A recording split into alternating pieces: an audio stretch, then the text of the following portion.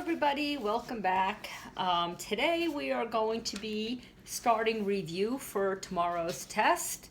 The test will be put up for a certain amount of time. Please make sure that you go on during your class time and you take your test. Here's the first review sheet. It's called Application of Logs, and these are all from the Regents. So I'm going to work through most of these with you. There's a blank one up on the classroom, and the answers will all be posted as well. Again, every time we start a problem, maybe what you should do is pause the video, try it yourself, and then watch me solve it. It might be the best way to make sure you're really getting it. After this, there's going to be a test review sheet, because the test, you have to know exponents as well as logs, and what I had told you back when we were in school still holds true. If you do really well on this test, then I will still replace your exponent test grade with this.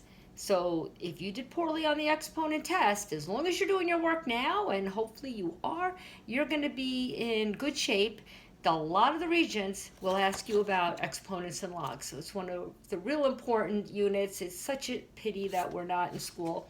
But anyway, let's start. Again, like I said, pause the video and make sure that you could do it yourself and then watch me do it. That's the best, I think, way to make sure that it's really clicking now, that we've had logs for quite a while. Number one, if you have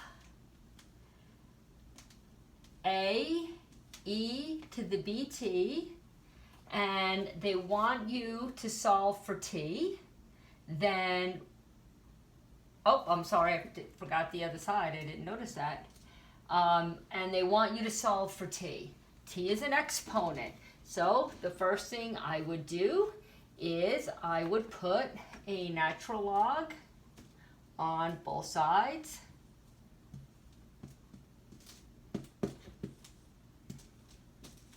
And then I would apply my log rules. Well, here's product. So we're going back. Product rule and power rule. So the natural log of A plus the natural log of E raised up to the BT is equal to the natural log of C. Now, again, just like before, these guys are going to cancel and this is going to drop down. So now I have the natural log of A plus B times T is equal to the natural log of C. I'm going to have to take this natural log of A and subtract it on both sides. And now BT is equal to the natural log of C minus the natural log of A. So again, like I tell you in class, basic algebra, it doesn't change. And so moving something over, and now we're going to divide by B. And so this is going to give us that the time is equal to, now look at, you have natural log of C minus the natural log of A. That is the quotient rule.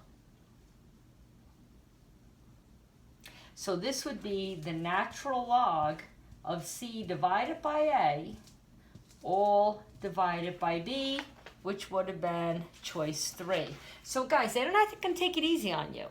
When it comes down to the state and the Regents exam, they're not taking it easy on you. So make sure that you are doing your work and you're studying and you know what's happening with each problem. All right, so now number 2, Judith puts $5,000 into an investment with interest compounding continuously. All right, so when we're compounding continuously, that's the PERT formula. That's P E raised up to the RT. So that is my continuous.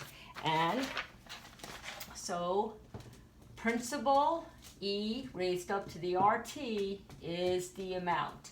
So now they say Judith puts $5,000 in, And it is compounded continuously with an approximate annual rate, and it wants to grow to $9,110 in 30 years. So the time is 30, but I do not know the rate.